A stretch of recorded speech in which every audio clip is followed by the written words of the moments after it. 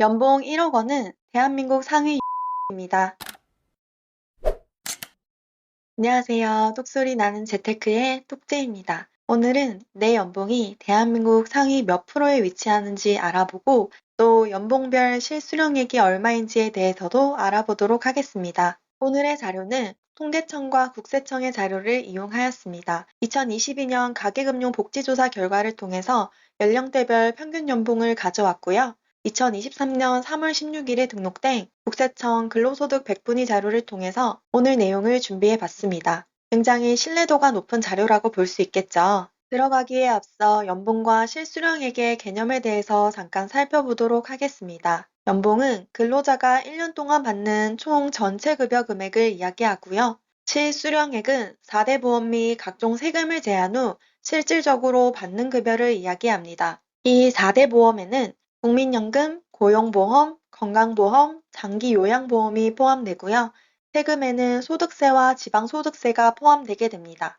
즉, 연봉에서 각종 보험료와 세금이 원청 징수되기 때문에 실질적으로 근로자가 받는 실수령액은 감소하게 됩니다. 참고로 연봉이 같더라도 부양가족과 비과세 수당, 상여금 등 여러 요소에 따라서 개인마다 실수령액의 차이가 있을 수 있습니다. 그렇기 때문에 정확한 금액은 본인 상황에 맞게 계산해 보시기를 추천드립니다. 가장 먼저 연봉 1,000만 원 구간입니다. 상위 85% 내에 위치하고요. 연봉이 적기 때문에 근로소득세를 떼지 않습니다. 월 실수령 금액은 80만 4,657원이 되겠습니다. 연봉 2천만 원 구간입니다. 상위 71%에 해당되고요. 월에 실질적으로 지급받는 금액은 150만 원 정도의 수준입니다. 참고로 2023년 최저시급은 9,620원인데요. 주 40시간 기준 주휴수당을 포함하였을 경우 세전으로 월 200만 원, 세후로 월 182만 3,570원이 됩니다. 그러니까 2023년 최저 월급은 연봉 2천만 원 구간보다는 조금 더 높다고 볼 수 있겠죠. 다음은 연봉 3천만 원 구간입니다. 상위 50% 구간에 위치하고요. 중위소득에 해당됩니다. 각종 세금을 제한 후 월에 실질적으로 받는 금액으로는 225만 4,670원이 되겠네요. 20대의 평균 연봉이 3,113만 원이라고 하니 상위 50%에 근접한 수준이라고 볼 수 있습니다. 사회 초년생 대부분이 연봉 3천만 원 구간에 머물러 있다고 보시면 되겠네요. 다음은 연봉 4천만 원 구간입니다. 상위 35% 내에 위치하게 되고요. 연봉 4천만 원은 평균 소득에 위치하게 됩니다. 월의 환산 금액은 약 298만 9,861원으로 평균 소득이라고 했지만 300만 원이 채 되지 않습니다. 이처럼 월에 300만 원 받는 게 참 쉬운 일은 아닌 것 같습니다. 조금 전에 연봉 3천만 원이 중위소득이라고 말씀드렸고 연봉 4천만 원이 평균 소득이라고 말씀드렸는데요. 두 가지 개념은 조금 다른 개념입니다. 먼저 중위소득은 대상자의 근로소득 중에 정중앙에 위치한 사람의 소득을 얘기합니다. 그러니까 총 10명의 근로자가 있다고 하면 이 중에 5번째에 위치한 사람의 소득을 이야기합니다. 평균 소득은 대상자의 근로소득을 모두 더한 다음 산출한 평균 소득을 이야기합니다. 그러니까 10명이 있다고 했을 때 만약에 상위에 있는 사람들의 연봉이 높다면 평균 소득 자체가 올라가겠죠. 이렇게 중위소득과 평균소득을 따로 내는 이유는 평균소득의 경우 연봉이 높은 사람이 평균을 끌어올리기 때문에 실제 소득의 평균이 왜곡되는 현상을 막기 위해 중위소득을 사용하고 있습니다. 다음은 연봉 5천만 원 구간인데요. 상위 26%에 해당하게 됩니다. 연봉이 5천만 원만 돼도 100명 중 26등에 위치한다고 볼 수 있겠죠. 세금을 모두 제한 후에 월에 실제로 통장에 들어오는 금액은 약 360만 원입니다. 참고로 30대 평균 연봉은 5,431만 원인데요. 이 또한 월 환산 금액으로 바꾸면 약 380만 원으로 상위 25% 정도에 해당한다고 보시면 되겠습니다. 다음은 연봉 6천만 원 구간입니다. 상위 20%에 해당하게 되고요. 각종 보험료를 포함한 세금을 제한 후 월 실수령액은 416만 원 정도입니다. 40대의 평균 연봉은 5,728만 원인데요. 월로 환산했을 때 400만 원이 겨우 넘는 수준입니다. 50대의 평균 연봉은 5,668만 원으로 40대보다 조금 줄어든 금액인데요. 전 연령을 통틀어서 40대의 평균 연봉이 가장 높게 나타났습니다. 하지만 40대에 월 400만 원을 받아도 여기에서 대출금, 교육비, 교통비, 생활비 등등을 빼고 나면 실질적으로 통장에 남는 돈은 얼마 되지 않습니다.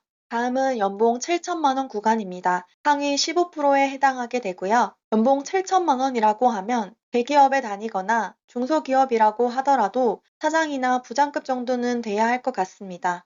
연봉이 7천만 원이나 되지만 각종 세금을 제하면 월에 실제로 받게 되는 금액은 480만 원으로 500만 원이 채 되지 않습니다. 다음은 8천만 원 구간인데요. 상위 11%에 해당하게 됩니다. 역시나 마찬가지로 모든 세금을 제한 후 월에 실제로 지급받는 환산 금액은 540만 원입니다. 내 월급이 500만 원이 넘는다고 하면 내가 상위 10% 정도에 위치하는구나 라고 생각하시면 되겠습니다. 다음은 연봉 9천만 원입니다. 상위 8%에 해당하는 수치이고요. 월 실수령 금액은 600만 원입니다. 연봉이 9천만 원 정도 돼야 월에 통장에 들어오는 금액이 딱 600만 원 정도가 되겠네요. 연봉이 높아지면 높아질수록 세율 구간도 높아지기 때문에 연봉이 낮을 때보다 월급이 오르는 것이 조금 더디게 느껴질 수 있습니다. 그럼 많은 분들이 궁금해하시는 연봉 1억 원의 실수령액은 얼마일까요? 연봉 1억 원은 굉장히 상징적인 금액인데요. 보통 직장인으로서 성공했다고 하면 연봉 1억 정도를 생각하게 되죠. 연봉 1억 원은 대한민국 상위 6%입니다. 많은 직장인의 꿈의 숫자가 바로 연봉 1억 원이죠. 연봉 1억 원을 받으면 과연 월에 얼마를 수령하게 될까요? 모든 세금을 제한 후에 실제로 통장에 들어오는 금액은 약 660만 원입니다. 근데 저는 이 금액을 보고 생각보다 그렇게 높진 않다고 생각했습니다. 연봉이 1억 정도 된다고 하면 굉장히 여유로운 생활을 즐길 수 있을 것만 같은데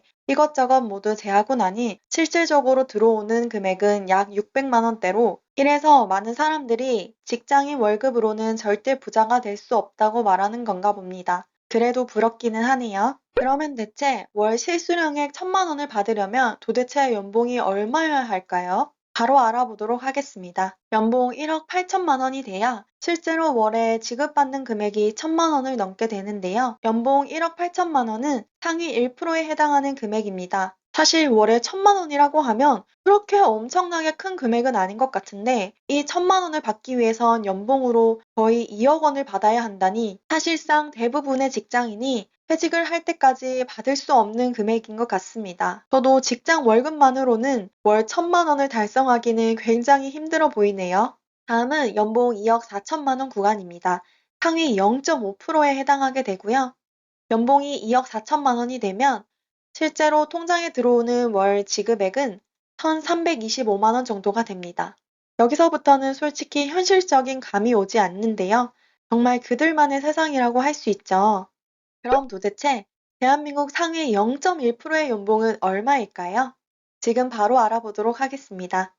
대한민국 상위 0.1%에 해당하는 금액은 무려 9억 5천만 원입니다. 직장인 연봉으로 9억 원이 넘다니 아마 대기업 임원 정도는 되지 않을까 싶은데요. 상위 0.1%들의 월 실수령액은 무려 4,300만 원이 넘습니다. 이런 분들이 계시기 때문에 저희의 평균 소득이 올라가는 거겠죠. 그래서 저희는 중위소득을 참고하시면 되겠습니다.